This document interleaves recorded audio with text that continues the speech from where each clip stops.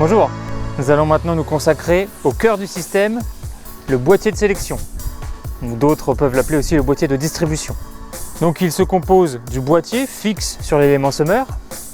Dedans, on trouve notamment le disque semeur, son agitateur, le sélecteur et l'éjecteur. Et le tout est fermé par le couvercle. Alors on commence par le couvercle, on l'enlève et on fait quelques examens rapides. Il y a un éjecteur qui est monté sur un pion à ressort en état correct de fonctionnement, c'est-à-dire non grippé. Est-ce que le pion sur ressort à l'opposé sur la partie supérieure du couvercle est bien flexible lui aussi?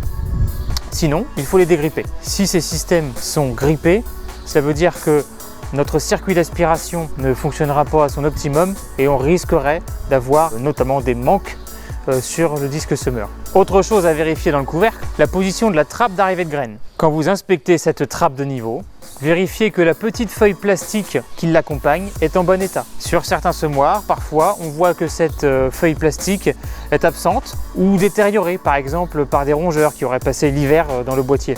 Une fois le couvercle enlevé, on a sous nos yeux le sélecteur et le disque semeur. Le sélecteur, on peut déjà s'assurer de sa propreté et ensuite de son usure. Si on met le levier doré sur la gauche du boîtier de sélection sur la position 0, en théorie, à l'état neuf, la dernière dent du sélecteur bouche la moitié du trou de votre disque semeur. Dans l'idéal, il faut toujours que le sélecteur assure cette position. Sinon, au moins s'assurer que toutes les dernières dents de votre sélecteur bougent de la même façon chaque trou des disques semeurs sur tous vos éléments. Mais ayez à l'esprit qu'il faudra bientôt les changer. Un autre témoin d'usure sur les sélecteurs, quand vous enlevez le sélecteur et que vous passez le bout du doigt sur la partie interne, celle qui frotte le disque, vous devez sentir un léger déport. Sans ce déport, ça veut dire que votre sélecteur a déjà fait beaucoup d'hectares et qu'il va être temps de le changer. Cette absence de déport peut en effet créer des pertes de charge dans le circuit pneumatique. Intéressons-nous maintenant au disque semeur. Est-ce qu'il est propre au niveau des trous, de sa face avant, sa face arrière?